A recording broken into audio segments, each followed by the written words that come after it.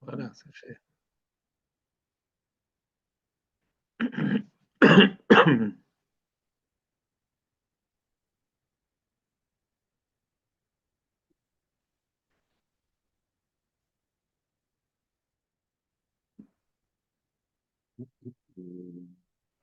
Et voilà.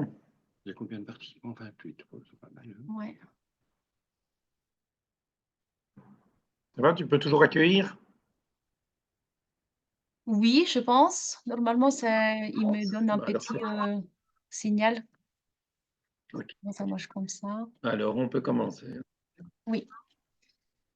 OK, très bien. Ah oui, Cécile, excusez-moi. Voilà, admettre. Désolée, hein, je vais juste voilà, mettre ça ici. Comme ça, je vois. Il y a encore des personnes qui attendent. Donc, hop.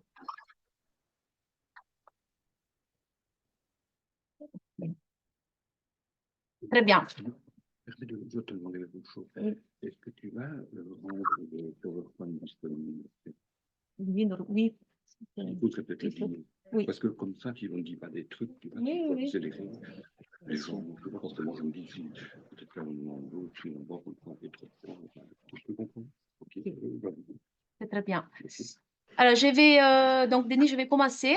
On va commencer. Est-ce que, mais du coup, je ne me vois plus, mais est-ce que tout le monde entend bien? Denis, tu me dis si on entend bien. Ok, très bien. Donc, bonjour à... Oui? Ok, Oui. j'y vais. Donc, bonjour à tout le monde. Donc, bienvenue à ce webinaire des SONET, donc le webinaire qui porte sur un projet qu'on appelait Socio-Reno Deal. Donc, aujourd'hui, on a 3 orateurs. Donc, ici, à côté de moi, on a Paul Zimmer, qui est un expert du logement, qui a travaillé dans les administrations et dans différents cabinets ministériels sur les politiques au logement. Ensuite, on aura Denis Grimbergs, qui est administrateur des différentes SBL bruxelloises. Donc, il est administrateur chez Sonet, chez Fairground et chez Renovas Assistance. Et ensuite, ce sera moi donc, qui va présenter. Et donc, je suis coordinatrice des sonnettes depuis une année. Donc, pour ceux qui ne connaissent pas Sonnet, parce que je pense que parmi les participants, il y a un certain nombre qui ne connaissent pas bien. Donc, permettez-moi de vous présenter en 2 mots notre plateforme. Ah, je suis désolée, mais il y a un problème technique parce que les slides ne défilent pas. Donc, pourquoi ça? Qu'est-ce qui se passe? Je vais arrêter les partages, désolée. Je suis désolée 2 secondes, je vais essayer de comprendre pourquoi ça ne marche pas. Alors, je vais sortir. C'est bizarre. Est-ce que vous voyez les PPT? Non. Non. Non. Alors, attendez, hein. Il y a un truc étrange. Donc, je Par vais contre, on le voyait très recommencer. bien tout à l'heure. Oui.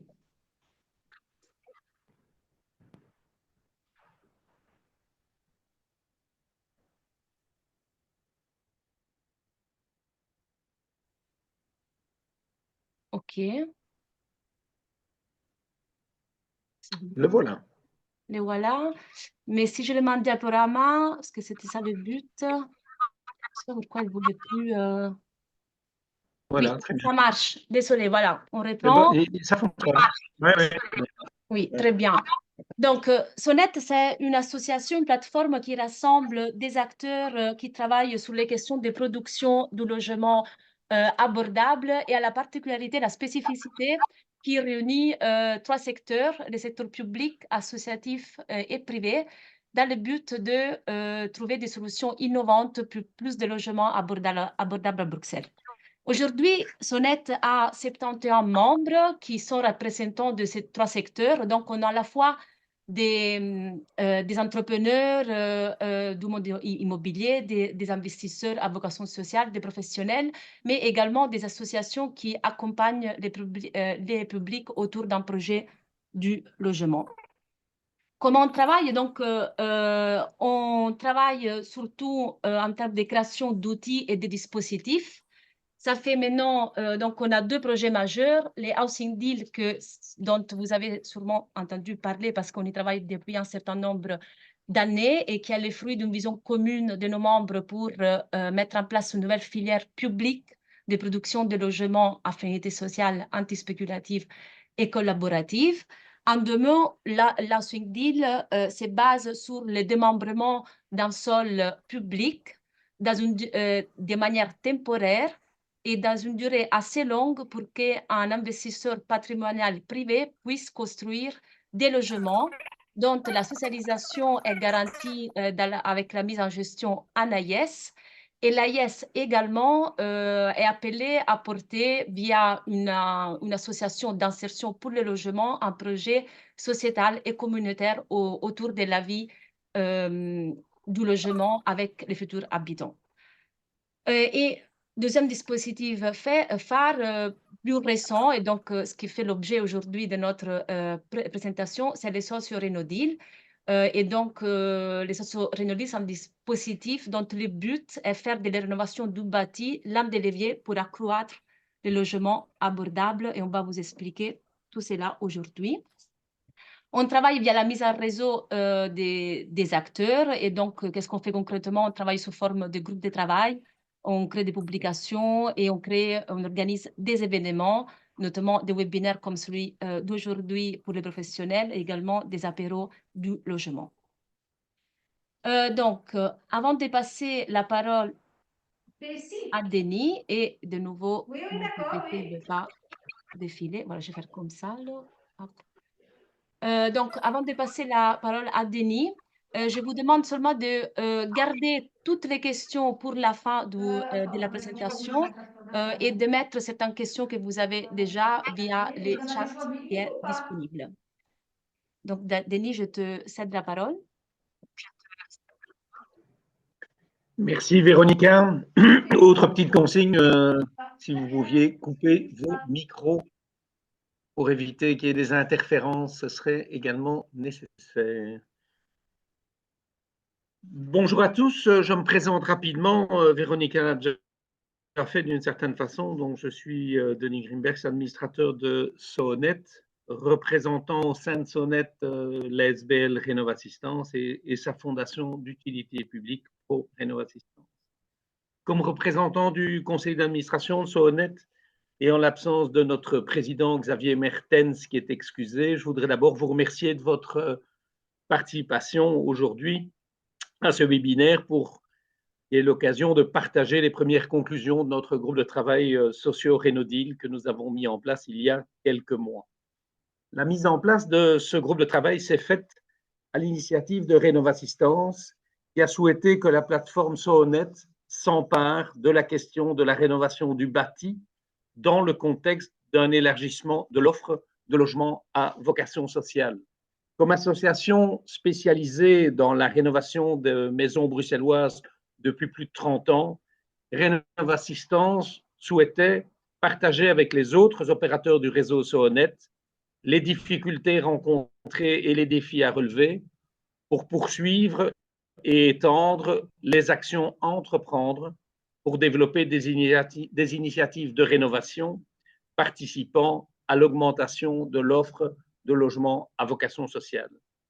Ces difficultés, Véronica y reviendra, mais je peux déjà les résumer de la façon suivante. Les coûts de rénovation ont augmenté de manière massive à la suite du Covid et de ses conséquences sur les prix et sur l'inflation. Ces coûts ont également augmenté à la suite des normes environnementales et urbanistiques de plus en plus contraignantes. Et troisièmement, les primes n'ont pas suivi ces évolutions et quand bien même ce serait le cas, nous devons nous interroger sur la question de l'orientation des moyens publics pour assurer le développement d'une offre de logement à prix modéré. Déjà avant Rénolution, des primes majorées existaient dans le cadre de ce qu'on appelait la catégorie 3, ce qu'on appelle toujours la catégorie 3, et qui s'inscrit dans cette logique de consacrer des moyens publics supplémentaires renforcés pour les propriétaires qui mettent leurs biens à disposition d'une AIS pendant un certain temps. Au départ de notre réflexion, nous souhaitions amplifier cette dynamique. Le cafouillage dans l'accès aux primes pour les personnes morales, faisant appel à cette fameuse catégorie 3 dans le cadre du nouveau système de prime Rénolution, ne nous a pas permis de mesurer concrètement l'effet escompté de ce nouveau régime pour ce type d'opération.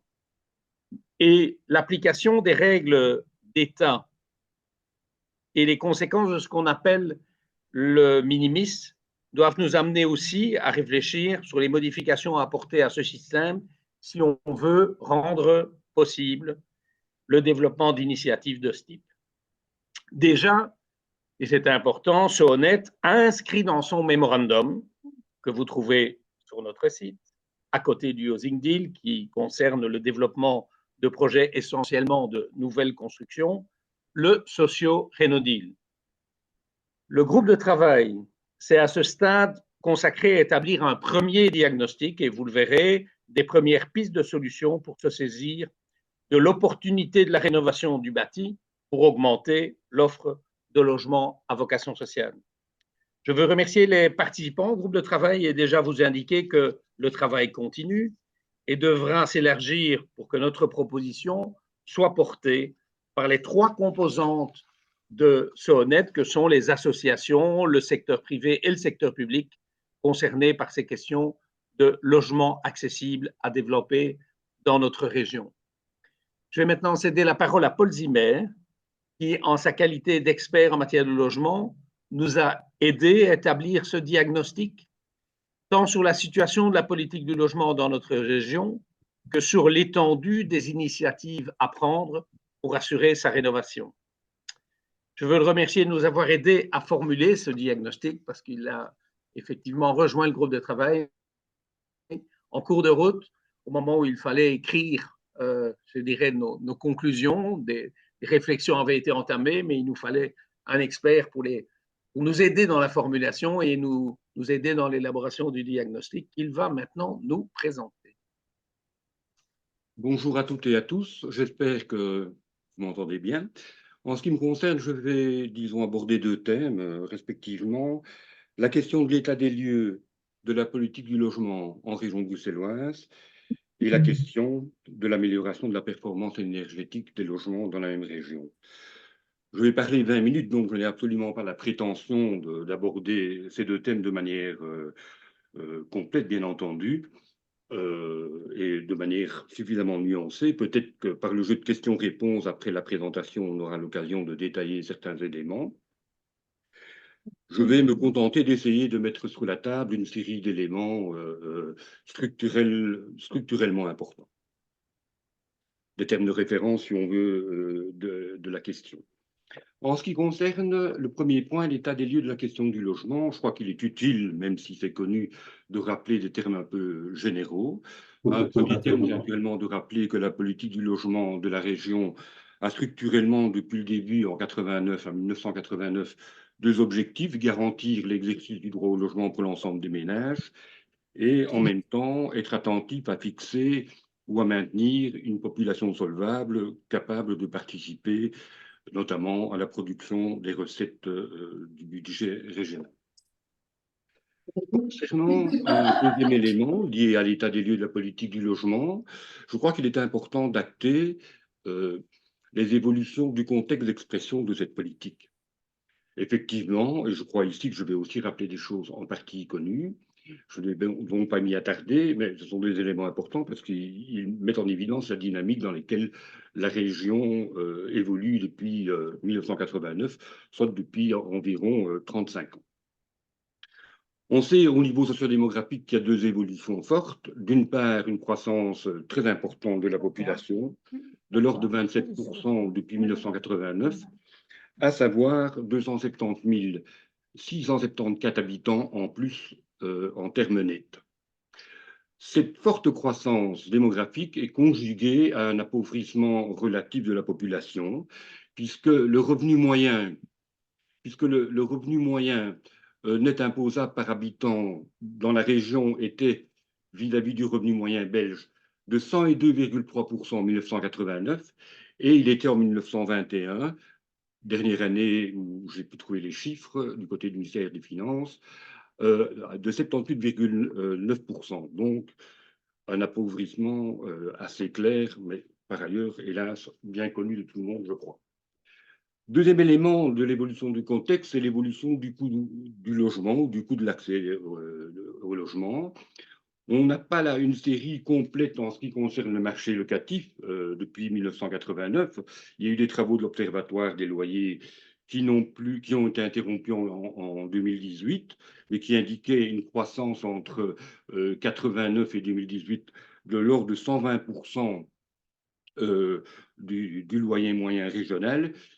Et depuis lors, on a des données qui sont collectées et diffusées périodiquement par Fédéra, qui est une fédération d'agents immobiliers, mais qui travaille, disons, sur quand même, je pense, le segment plutôt haut des loyers et qui travaille aussi des chiffres qui concernent aussi les nouveaux baux conclus dans l'année. Donc des chiffres qui poussent quand même à la hausse le loyer moyen, enfin en tout cas à mon sens, le loyer moyen réel sur l'ensemble du marché locatif. Le dernier chiffre récolté en 2023, c'était un loyer moyen, mais pour ce segment-là, donc du marché locatif, un loyer moyen de 1 249 euros. Bon. Sur la même période, depuis 1989, il y a une croissance très forte du coût des habitations, les maisons unifamiliales de l'ordre de 450% en termes nominaux, et les appartements de l'ordre de 320%. Donc des coûts vraiment très très importants, très forts en décrochage avec l'évolution des revenus. Dernier élément de l'évolution du contexte d'expression de cette politique, c'est les évolutions institutionnelles qui ont fait que maintenant les trois régions ont maintenant quasiment toutes les compétences du logement en main, à l'exception de la fixation et de la récolte de la TVA. Et par ailleurs, ce qu'il faut aussi acter à un autre niveau, qui est quand même aussi important par rapport à la question du logement, mais aussi de notre politique, c'est le fait que le budget des recettes de la région a vu les recettes qui dépendent de l'activité ou de la population directement de la région ont cru de 25 à 60% depuis 1989. Ça veut dire que ce que la région a gagné de l'autonomie, mais elle a aussi gagné beaucoup de responsabilités en matière de production de ses propres recettes. Ces différentes évolutions ont abouti à une très forte croissance de ce qu'on peut appeler donc la demande sociale de logement, à savoir la demande sociale de logement, je dis bien, à savoir une demande de ménage qui a besoin d'un coup de main des pouvoirs publics pour pouvoir être rencontrée de manière satisfaisante. Merci. Un autre élément important à signaler, naturellement, c'est les modalités qu'a pris la politique du logement depuis 1989. Au centre de la politique du logement, depuis ses débuts jusqu'à maintenant, il y a une politique qui s'exprime notamment de manière importante par la production d'une offre publique, locative principalement. On pense aux logements sociaux et on peut penser aussi aux logements des pouvoirs locaux. Par ailleurs, il y a effectivement, disons, une offre publique en acquisitif par l'action de CityDep, qui est un acteur de la rénovation urbaine, et par moment par l'action du Fonds du logement qui produit ou qui, dans certains épisodes de l'histoire de la région, a produit des biens destinés à être acquis. À côté de cet axe central, donc d'une politique de l'offre, on peut dire que la région a développé deux mécanismes complémentaires. D'une part, et depuis 1998, donc ça fait quand même 26 ans, une socialisation partielle du marché locatif par la mise en place de régimes de garantie locative, le début, puisque l'ordonnance cadre des AIS date de 1998, le début donc des agences immobilières sociales, et puis par différentes formes d'allocation d'aide aux ménages, allocation de loyer, principalement antérieurement ce qu'on appelait les ADIL. Donc, une série d'interventions, mais qui reste quand même relativement marginale vu la taille du marché locatif, en soutien de la socialisation du marché locatif. Par ailleurs, un autre axe de développement de la politique régionale a été d'essayer de garantir à travers différents dispositifs le développement de l'offre de logements publics ou à finalité sociale. Je pense ici au droit de gestion publique qui a été récemment réformé, et c'est le bienvenu parce qu'il faut bien constater que depuis qu'il a été, disons, établi en 2003, il n'avait quasiment produit pas d'offres, disons, complémentaires. Il y a aussi les mécanismes de lutte contre les logements inoccupés à l'initiative de la région des communes, les charges d'urbanisme, l'encadrement et la socialisation d'une part du patrimoine des pouvoirs locaux. Il faut regretter que sur ces différents dispositifs, on ait finalement assez peu de documentation et pas en tout cas une vision consolidée de ce qui a pu être produit dans l'ensemble des dispositifs. On aboutit en réalité. Oh, pas ça. Attends, excuse-moi. Oui. On aboutit. Oui. On aboutit en réalité donc à un réel déficit quantitatif de réponse par l'offre publique régionale de logement locatif, alors que le secteur du logement social représente bon an mal an dans le budget quasi 75% du budget des dépenses. Donc c'est quand même l'axe financier principal des dépenses régionales en matière de logement. Et ce aussi malgré une intense activité législative depuis le début de la région, puisque j'ai eu l'occasion de répertorier récemment le nombre d'ordonnances qui concernaient soit directement le code du logement, soit des matières connexes comme la rénovation urbaine, par exemple. Il y a 56 ordonnances qui ont été prises par la région depuis 1989 en matière de logement. On ne peut pas dire qu'on a chômé en matière de législation, effectivement. Il faut remarquer qu'en termes de production de logements sociaux notamment, on peut noter, c'est ce qui a été en tout cas présenté à l'occasion d'une matinée bilan du plan d'urgence logement, il faut noter, disons, une croissance relative de la production de logements sociaux dans la présente législature, puisque à l'époque on situe, depuis le début de la législature en 2019, la seconde partie, il y aurait eu 1421 logements réceptionnés par les SLRB, sans que je puisse vous dire la part de logements sociaux qui est sûrement très largement majoritaire, distinguer cette part des logements moyens que la SLRB par ailleurs produit. Par ailleurs, il semblerait que la réception d'environ 500 logements pourrait encore advenir d'ici la fin 2024. Mais bon, voilà, les prévisions par rapport à ça, il faut, je crois, les prendre avec une certaine prudence. Néanmoins, on peut se réjouir d'un certain type d'accroissement de la production annuelle, bien entendu. Toute personne qui suit les politiques publiques pourra s'en réjouir. Ceci dit, il faut quand même constater que, par ailleurs, la demande, en réalité, la demande de logements sociaux a aussi continué à grandir dans la législature, malgré, disons, le développement d'une série d'actions, puisqu'elle est passée de 45 987 ménages en 2018 pour atteindre 52 850 ménages en 2022, qui est le dernier chiffre dont on dispose, et il est très vraisemblable qu'elle est le plus importante aujourd'hui, ce qui représentait à l'époque quand même une croissance de 11%. Bon, on aboutit en réalité avec ce déficit de réponse en matière notamment d'offres publiques à produire malheureusement un certain nombre d'inégalités entre les personnes et les ménages qui peuvent bénéficier d'un logement public, en l'occurrence principalement social, et tous les ménages qui sont dans les conditions pour en bénéficier et qui n'en bénéficient pas, qui bénéficient peut-être, qui ont commencé à bénéficier récemment peut-être d'une allocation loyer. Mais bon, voilà, je veux dire, c'est quand même une question interpellante par rapport aux politiques publiques qu'elles produisent des inégalités. Et ce qu'on peut dire aussi, sans doute, que par rapport à une politique sociale de distribution en matière de logement, sans doute que l'offre publique, donc qui passe à travers, qui se formule à travers la mise à disposition d'un logement, n'est pas le bon véhicule financier pour une offre, pour une politique équitable. Bon, voilà.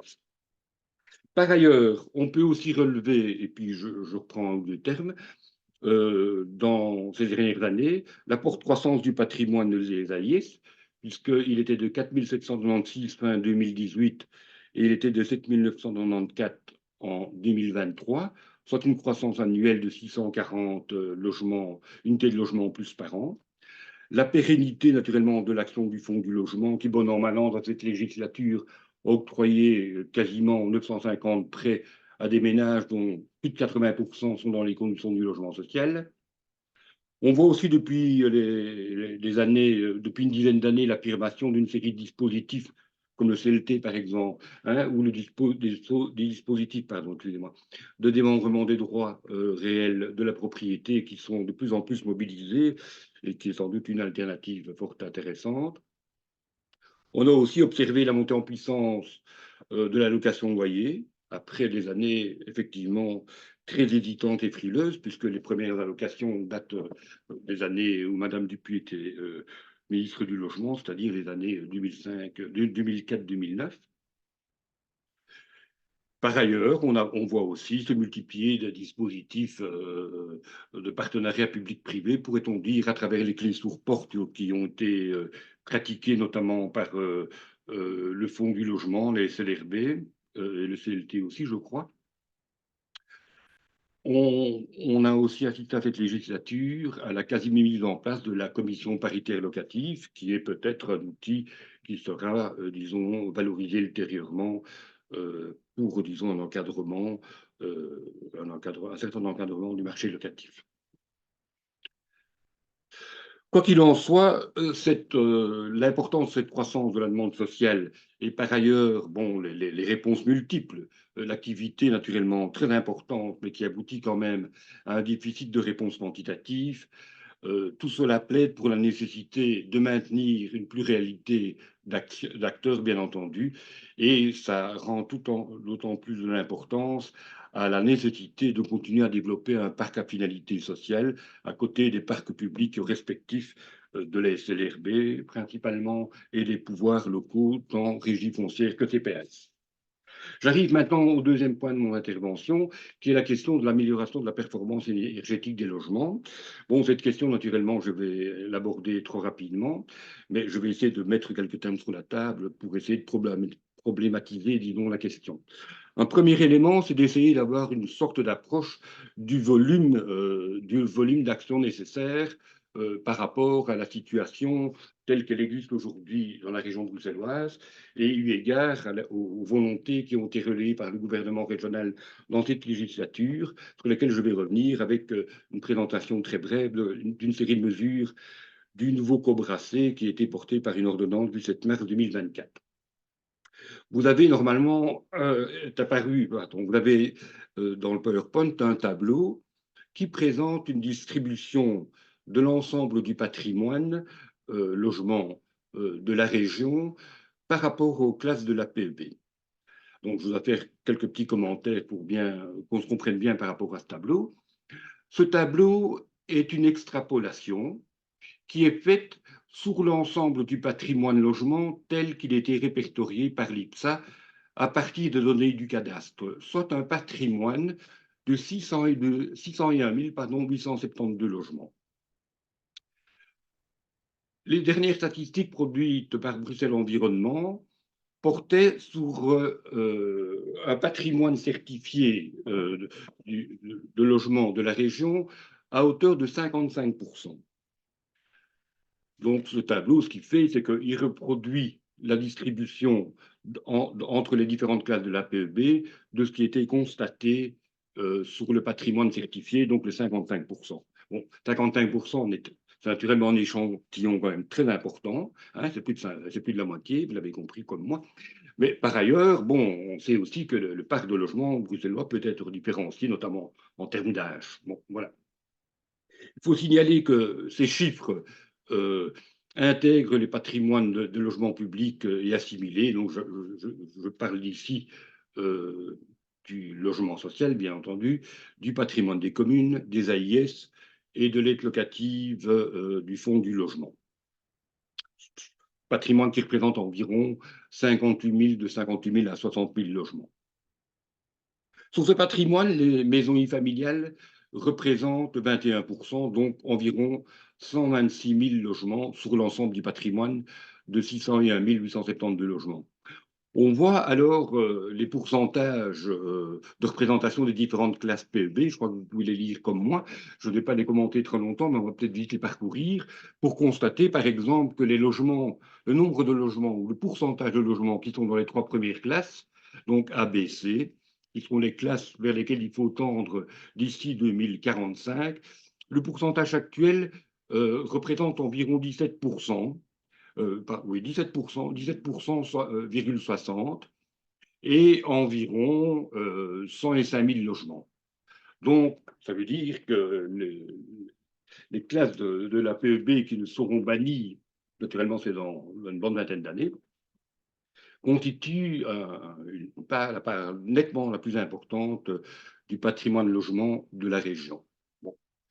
Ces données sont à manier avec précaution parce qu'entre ce qui a été certifié et le parc global, il peut y avoir différents biais, mais biais qu'il est difficile, disons, d'interpréter de manière fermée, j'ai envie de dire. D'une part, on peut penser qu'il y a peut-être des logements qui ont fait l'objet de travaux qui n'ont pas vu leur PEB modifié alors qu'elle s'est sans doute améliorée.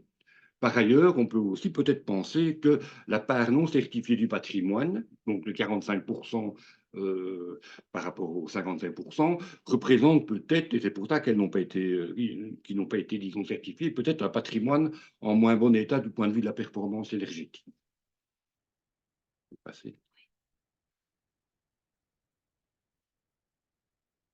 Donc, qu'a prescrit le PEB, enfin, concernant notre problématique, et principalement, qu'a prescrit l'ordonnance du 7 mars 2024? Plusieurs choses, dont je retiens, si vous voulez, l'essentiel pour notre propos. Tous les logements devront avoir leur certificat PEB pour 2030. Donc, dans 6 ans, l'ensemble des logements devraient avoir leur certificat. Et donc, on devrait avoir une vision beaucoup plus objectivée de la classification du patrimoine. Les classes F et G, qui représentent, d'après le tableau qu'on a vu la page avant, de l'ordre de 268 795 logements, sont censés avoir fait l'objet d'une amélioration d'ici 2033, donc d'ici 9 ans, pour être en classe E au minimum. Donc, ces logements de classe F et G devraient avoir disparu, entre guillemets, ou en tout cas avoir amélioré clairement leur performance énergétique. Les classes D, E, F, G, donc les 2 classes supplémentaires, c'est D et E, par rapport aux 2 classes que j'ai juste évoquées avant. Ces 4 classes qui sont les classes les plus négatives et qui représentent 496 000 logements, sont elles censées avoir fait l'objet d'amélioration d'ici 2045 pour glisser dans la classe C au minimum.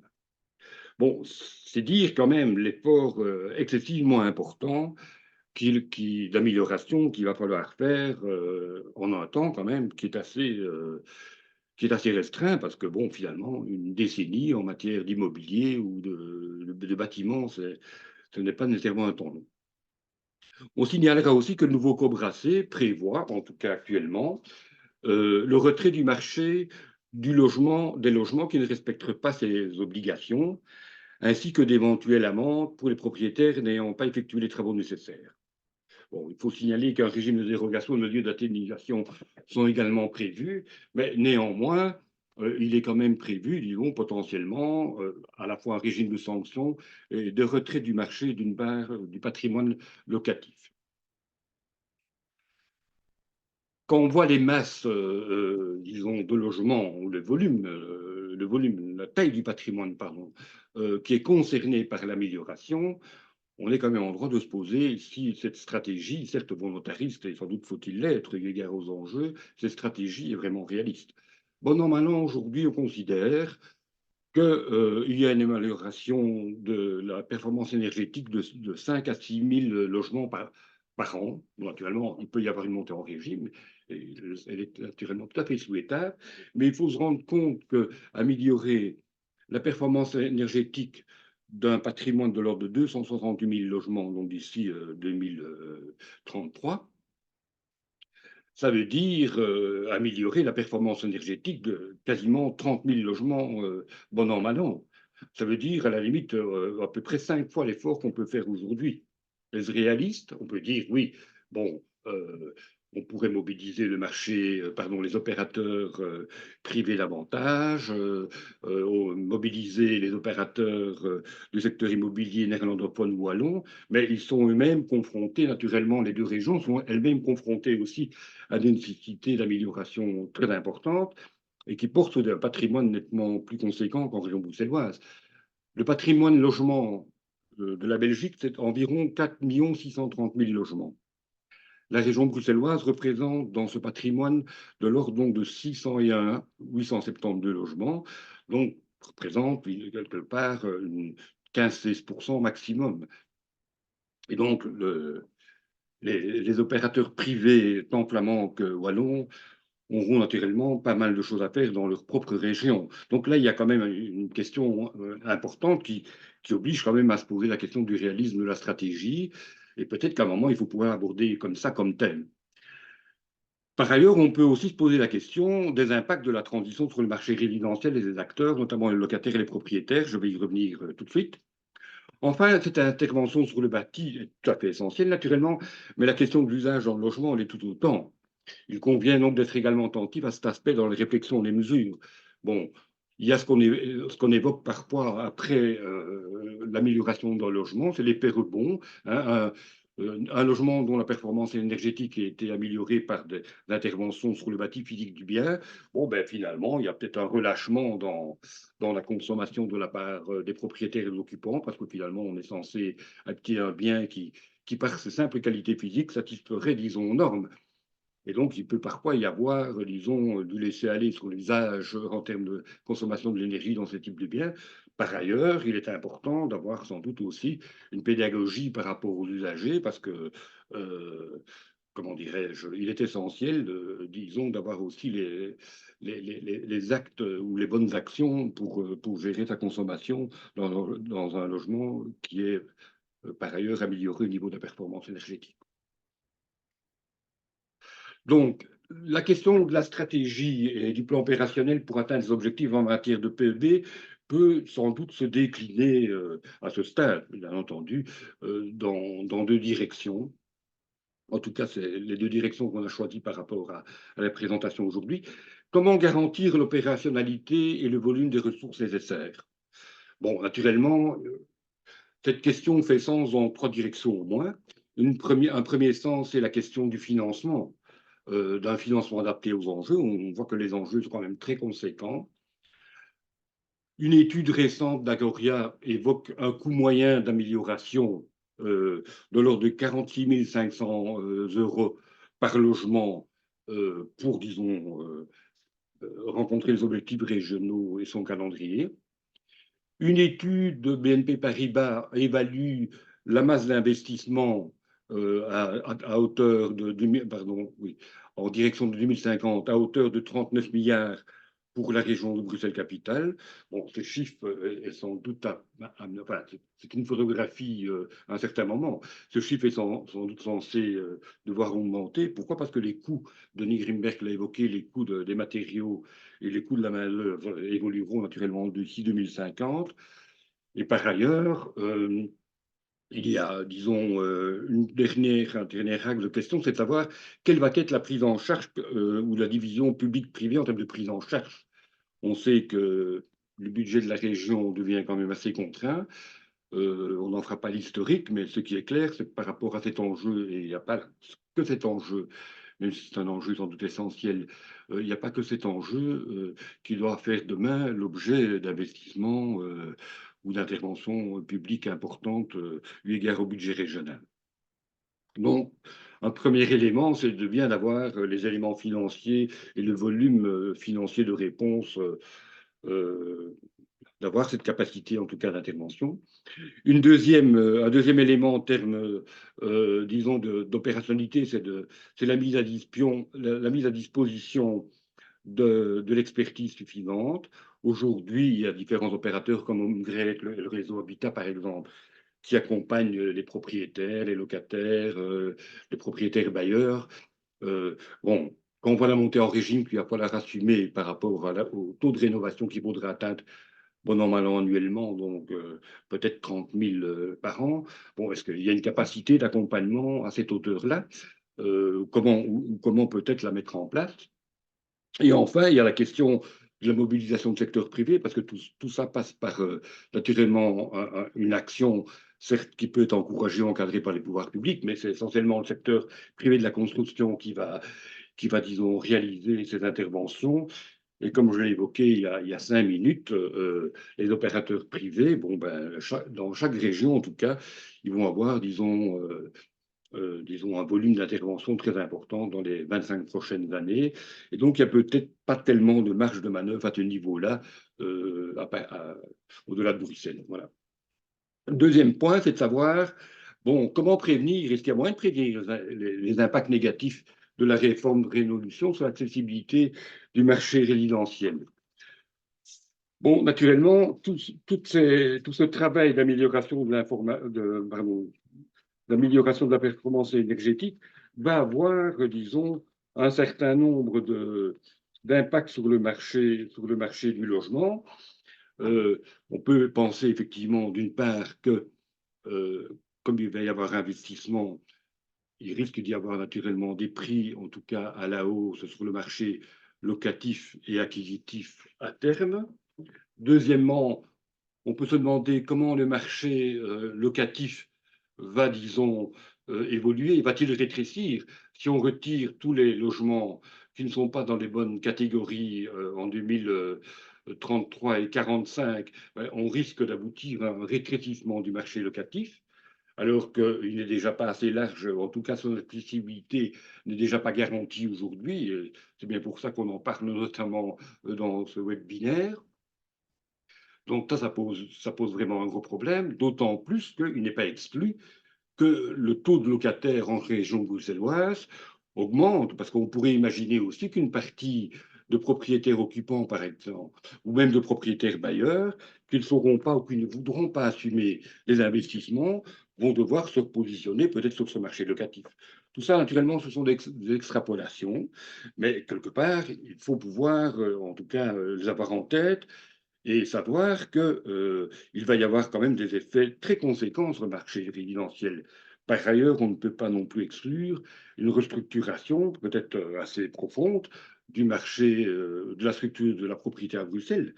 Peut-être que certaines sociétés commerciales vont s'emparer de logements qui seraient mis sur le marché acquisitif par les propriétaires qui ne savent pas ou qui ne veulent pas assumer les travaux. Et disons là, il va peut-être y avoir la consolidation de sociétés commerciales qui vont devenir propriétaires d'un certain nombre de biens. On peut penser que c'est là aussi peut-être une opportunité par rapport aux opérateurs qui visent à mettre des logements en finalité sociale sur le marché locatif, puisque on peut penser que la région aurait intérêt à un certain moment à encourager des opérateurs, soit publics, soit publics-privés, à agir sur le marché acquisitif à peur d'agrandir la taille du patrimoine du marché locatif à finalité sociale.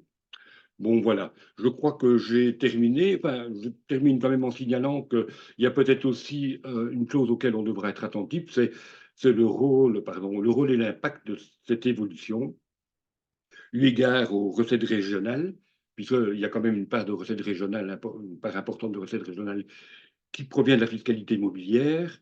Bon, il est sans doute difficile de savoir dans quel sens ça va aller, mais enfin, il risque d'y avoir aussi un impact à ce niveau-là. Voilà, je vous remercie, j'espère ne pas avoir été trop long et j'espère avoir été clair. Je vous reviens s'il y a des questions tantôt. Oui, merci Paul. Donc, je reprends la présentation, je continue. Donc, si on reprend maintenant les données sur la spatialisation des primes à la rénovation qui ont contribué fortement depuis la naissance de la région bruxelloise à rénover les logements et de manière générale des bâtis des quartiers, On peut regarder, on a mis ici 3 cartes. Donc, les premières 2 cartes viennent du monitoring des quartiers. C'est des indicateurs qui s'estompent à 2014 en tout cas. Les premiers indicateurs, on voit bien, donc indiquent, pardon, les taux moyens de subsidisation de la rénovation des logements. Et on voit un croissant pauvre qui est fortement investi par les subsides publics. C'était bien la volonté de la région à l'époque de cibler des territoires en termes de rénovation du logement. Mais si on regarde, par exemple, l'autre indicateur, c'est les montants moyens des primes à la rénovation. Pour la même période, on regarde que c'est plutôt les communes de la deuxième couronne de Bruxelles qui arrivaient à capter plus des primes par rapport aux personnes pauvres.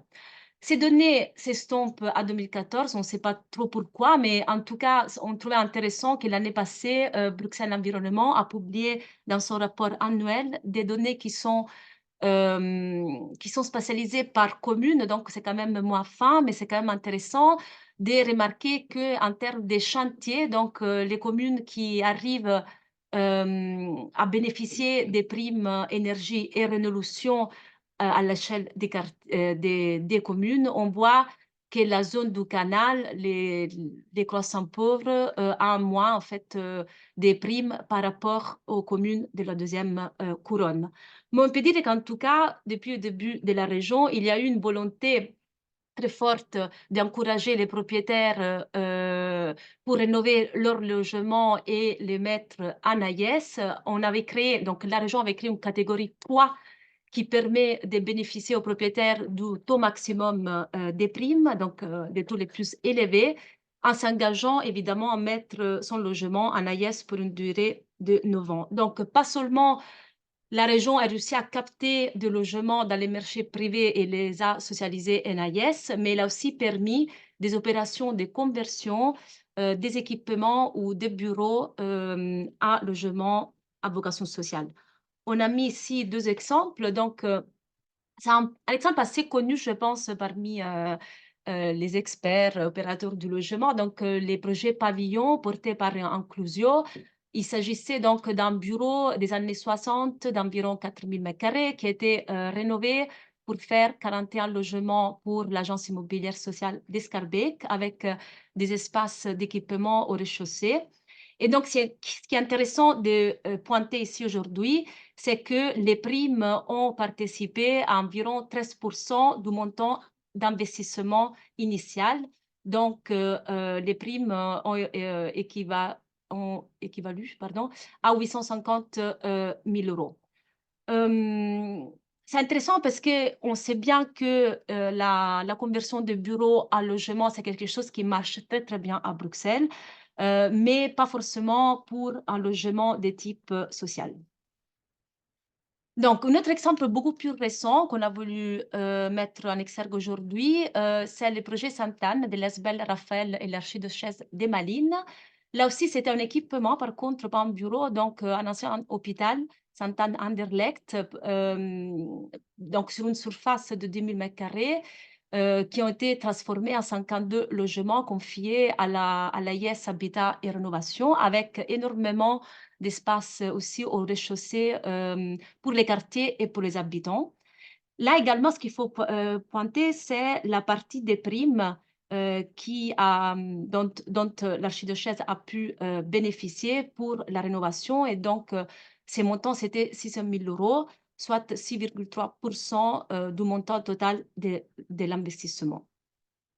Donc, ces 2 projets, en tout cas, d'envergure, mais Bruxelles connaît aussi des réalités très variées dans sa panoplie d'acteurs actifs dans les opérations de logement. On a voulu aussi parler évidemment de l'action de Rénovassistance, donc qui fonctionne sur un modèle dit tiers investisseur depuis bien 30 ans. Donc, c'est un modèle qu'aujourd'hui revient très dans les débats et qu'on veut pousser, favoriser, surtout en termes de logement. Donc, qu'est-ce qu'elle fait Rénovassistance? Elle rénove en profondeur des logements vides ou très mauvais état avec des fonds propres.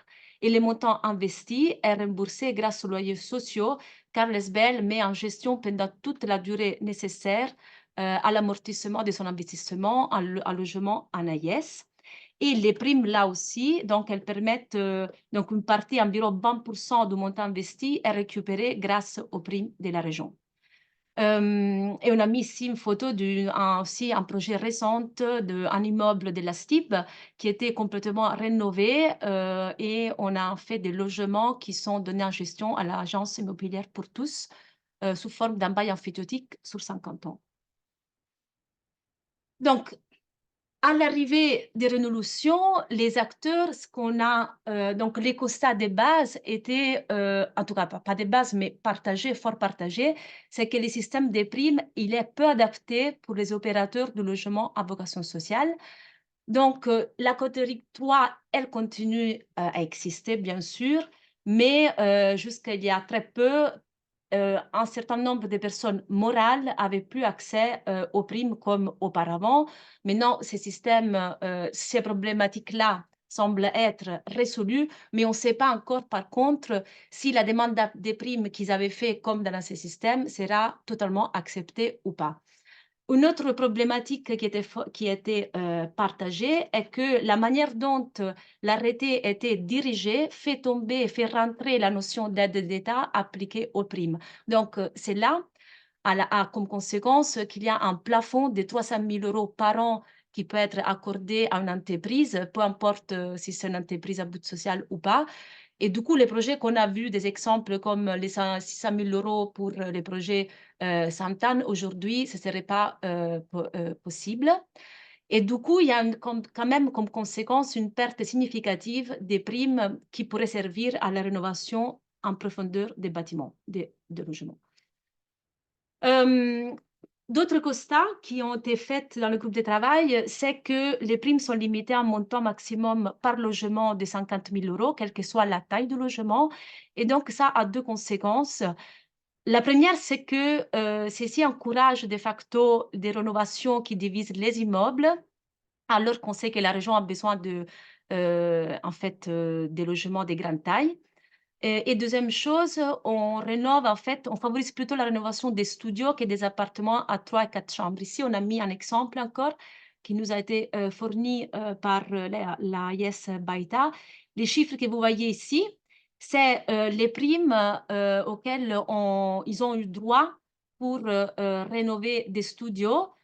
On a un appartement premier étage qui a 4 chambres et les duplex de 3 chambres. Et on voit bien que les studios prennent quasi la totalité de 50 000 € et on dépasse en fait les 50 000 € de l'appartement de 3 chambres, des 4 chambres, les duplex de 3 chambres.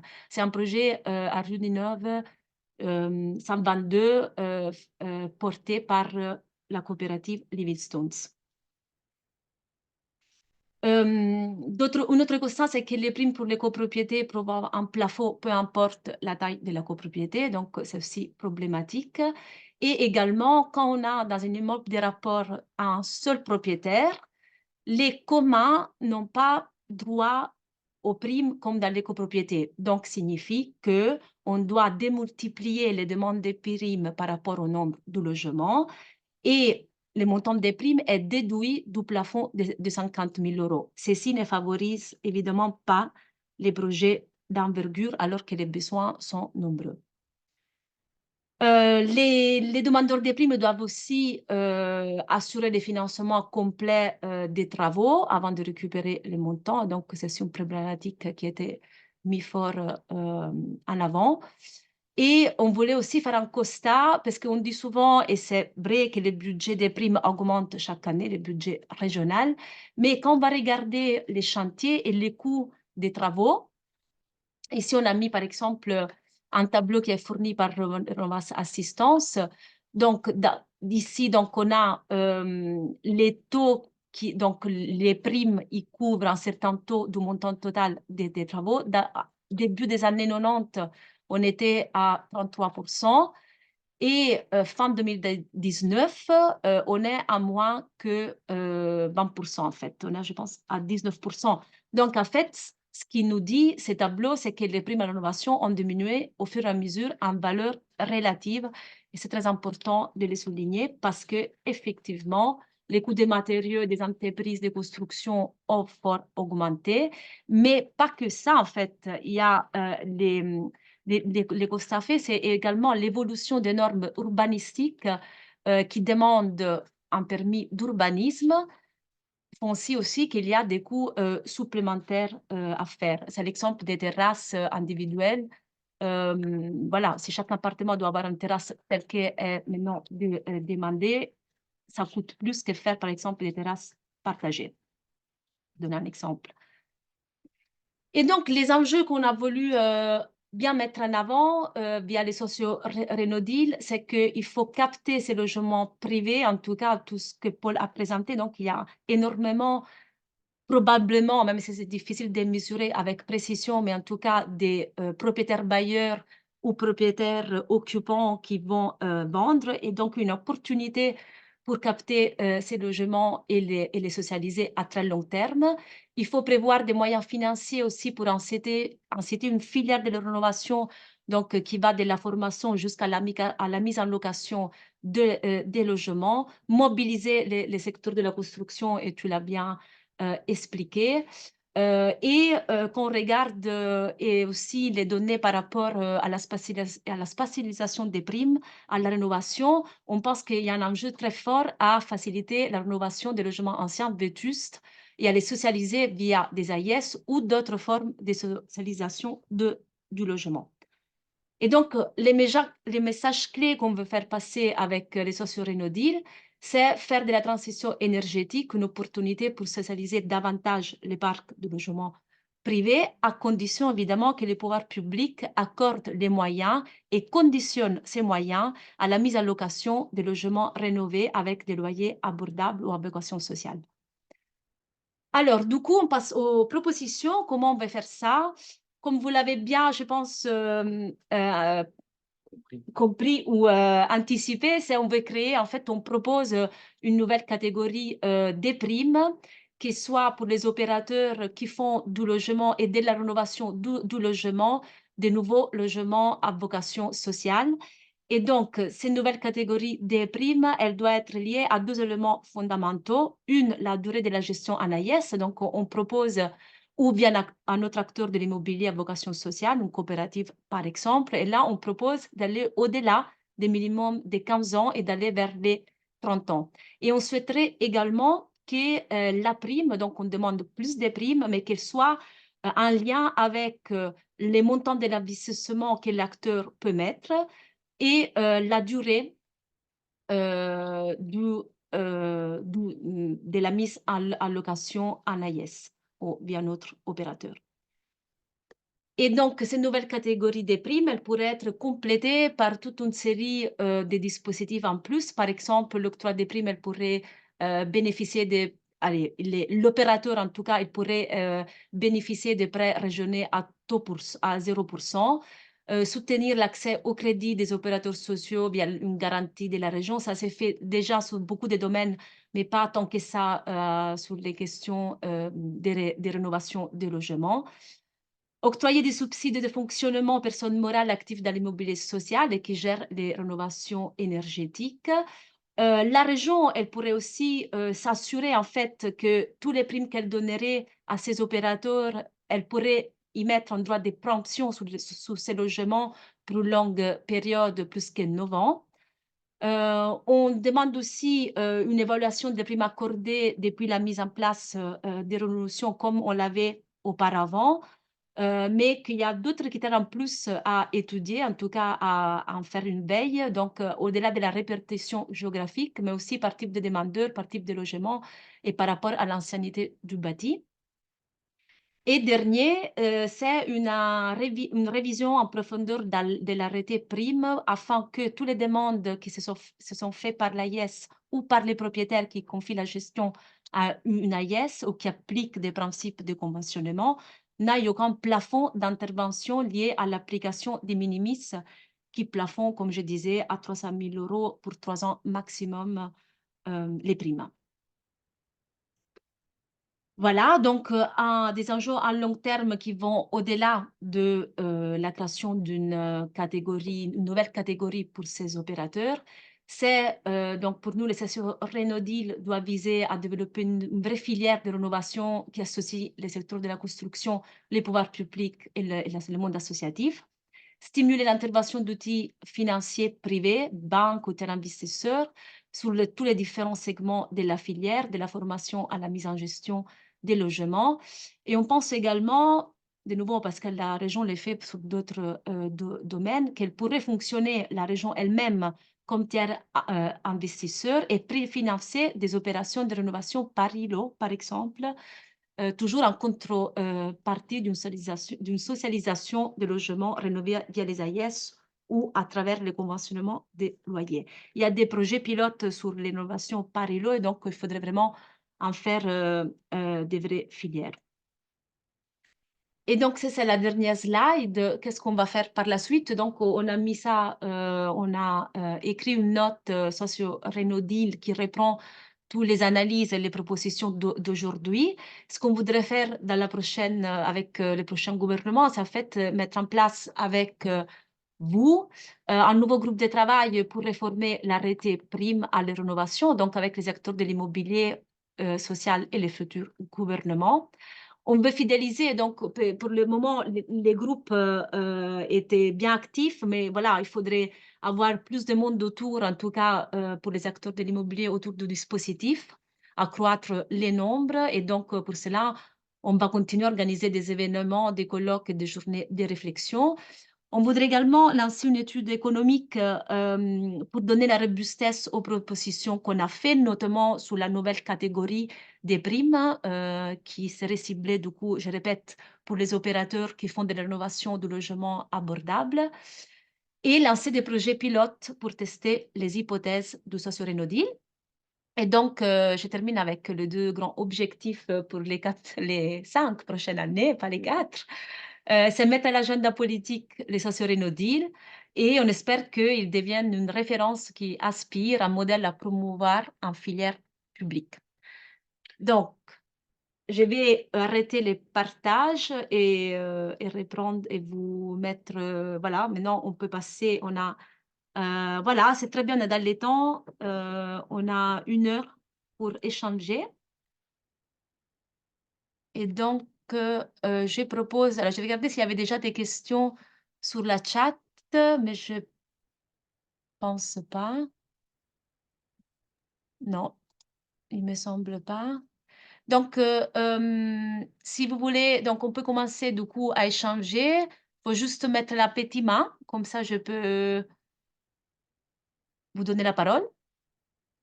S'il y a des questions d'abord de clarification, allez-y. Et sinon, si vous avez tout compris, on peut vraiment débattre sur les propositions faites, l'analyse qui a été présentée. Alors, oui, Gabrielle Lefebvre, donc je vois la petite main. Je vous demande, avant de prendre la parole, juste de vous présenter parce qu'on est 43 personnes, donc pas tout le monde se connaît. Donc, Gabrielle, voilà, vas-y. Oui, bonjour et grand merci pour ce merveilleux exposé. Donc, je suis Gabriel Lefebvre de la Fondation Pro-Rénov Assistance. Donc, j'ai une question, disons, un peu plus technique ou précise par rapport aux rénovations par îlot. Est-ce que, il serait intéressant d'analyser, par exemple, les systèmes de chauffage urbain là où c'est possible? C'est quelque part socialiser le problème de l'énergie et essayer de voir si tout un quartier peut effectuer une transition énergétique et quel type de rapport on peut avoir avec la région à ce sujet. Parce que je pense que on a individualisé énormément, me semble-t-il, la transition énergétique et quels sont les mécanismes collectifs que nous pourrions envisager ou du moins étudier et proposer à la région. Voilà, merci. Oui, on va prendre peut-être d'abord 2 ou 3 questions. Merci, Gabrielle.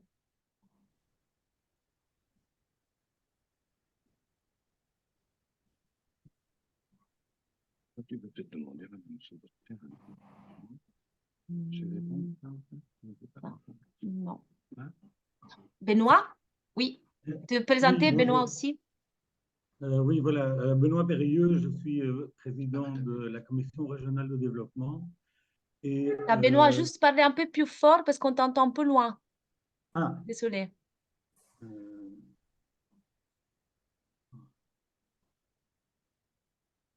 Oui, voilà, donc je suis président de la Commission régionale de développement et le constat que vous avez développé rejoint tout à fait un certain nombre d'avis que nous avons émis au cours de cette législature. Nous sommes en train de travailler aussi sur une note concernant la problématique du logement. Et donc, on va évidemment appuyer fortement les propositions que vous avez mises à l'agenda. Et il nous semble qu'il y a effectivement un certain nombre de travaux à recommander au prochain gouvernement. Pour compléter ce qu'a dit Paul Zimmer, il nous semble qu'une première chose à faire serait d'avoir un inventaire assez précis des dépenses publiques en matière de logement, notamment dans la comparaison entre les politiques d'aide à l'accession à la propriété et les politiques de soutien au secteur locatif. On ne sait pas très bien, pour finir, à combien s'élèvent les fameuses dépenses fiscales, donc l'abattement au droit d'enregistrement lié à la première acquisition, mais en termes d'importance, ça doit quand même être assez conséquent. Donc ça, ce serait déjà un premier point pour cadrer un petit peu les priorités en matière de dépenses publiques. C'est donc de faire cette comparaison entre la partie de soutien à l'acquisition et la partie secteur locatif. Alors, en ce qui concerne la rénovation énergétique, nous avons émis des avis à plusieurs reprises sur le plan Rénolution et puis sur l'ordonnance modifiant le COBRAC. Et on est assez sidéré de voir à quel point il y a peu de réponses par rapport à des critiques comme assez fondamentales que vous avez d'ailleurs repris hein, en ce qui concerne la localisation et les bénéficiaires des primes. Mais en ce qui concerne le COBRAS, c'est assez effrayant de voir que les conséquences de la nouvelle ordonnance sont pour finir très peu évaluées. C'est assez paradoxal dans un système où normalement on doit faire l'évaluation ex ante des impacts. Ici, ça n'a pas du tout été le cas. Et on a remis d'ailleurs un avis assez critique là-dessus. Par exemple, dans le plan Air, Climat, Énergie, le rapport d'incidence du plan lui-même indiquait bien qu'il n'y a aujourd'hui pas de solution technique pour les logements en appartement dans le bâti ancien. Le système de pompe à chaleur ne fonctionne pas, puisqu'on devrait en mettre une à chaque étage et ça créerait du bruit et ce serait insupportable en intérieur d'îlots. Et donc, ça rejoint aussi la préoccupation que vous avez indiquée de la nécessité de pouvoir travailler de façon plus collective par îlot avec éventuellement des systèmes de production de chaleur, que ce soit avec géothermie, ryothermie, etc., mais qui ne fonctionnent qu'avec une masse critique suffisante. Et donc là, nous avons remis aussi un avis là-dessus sur la nécessité de changer d'échelle, de passer d'une démarche individuelle à des stratégies collectives de rénovation énergétique. Et on a très peu d'écho. C'est assez surprenant qu'il n'y a pas eu vraiment, à part quelques projets pilotes, mais qui n'ont pas du tout l'ampleur requise. On n'a pas vraiment vu de modification dans ce sens. Et un des aspects aussi qu'on a relevé, c'est que très souvent, comme l'a dit aussi Paul Zimmer, les politiques pensent que quand ils ont produit des ordonnances, la question est résolue. Et en fait, on voit que dans la mise en œuvre, il y a un gap considérable. hein, par exemple sur la question des coopératives énergétiques ou de la mutualisation énergétique, ben, il y a une ordonnance qui a été votée. Et puis, à la CRD, on s'y était intéressé aussi précédemment pour voir auditionner aussi des gens qui avaient fait concrètement l'expérience, notamment des syndics d'immeubles, d'immeubles assez importants. Et on voyait que la mise en place par Bruxelles Environnement, il y a soi-disant un facilitateur énergie pour la mise en place de ces mécanismes de coopération énergétique. Et en fait, il est disponible à donner des rendez-vous dans 1 an et demi. Et je crois qu'il n'y a même pas une dizaine de coopératives qui ont été mises en place. Alors que ce serait certainement un aspect très efficace pour aller rapidement vers le développement plus généralisé des panneaux solaires, justement par quartier, comme d'ailleurs la rénovation énergétique des toitures, qui pourra aussi se faire par des chantiers communs. Et alors, un des aspects qu'on avait aussi évoqué à la CRD, à propos de la problématique plus technique et du secteur de la construction, serait la nécessité d'envisager la création de régies publiques, hein, ou de régies mixtes, public-privé, pour pouvoir justement garantir que les interventions continuent d'avoir un objectif de bien commun. Okay. Merci. Oui, merci Benoît. J'ai l'impression donc c'était voilà, des réflexions qui appuient, qui complètent les propositions qu'on a fait. De nouveaux constats aussi. Est-ce qu'il y a encore... donc, il y a un commentaire de Lionel Van Rillard de Inclusio. Lionel, Oui. Mais qui pourrait prendre la parole? Qui pourrait prendre la parole, sinon je peux lire le... Je ne sais pas s'il est encore là. Oui, oui, oui. Oui. Est-ce que vous m'entendez? Oui. Très bien. Oui, mais donc le constat aujourd'hui, c'est que les loyers qui sont proposés par les AIS ne dépendent absolument pas de la performance énergétique. Pour motiver un propriétaire à faire des améliorations énergétiques, il faudrait aussi lui permettre de moduler son loyer et d'avoir une augmentation du loyer si le bien est plus performant au niveau énergétique. Hein. C'est ce qui se passe d'ailleurs en Flandre, dans tous les contrats qu'il y a avec les sociétés, avec les AIS. Il y a une clause dans le contrat qui dit qu'à tout moment, si le propriétaire fait des travaux d'amélioration de la performance énergétique, eh bien, on peut se remettre autour de la table et discuter d'un loyer plus élevé.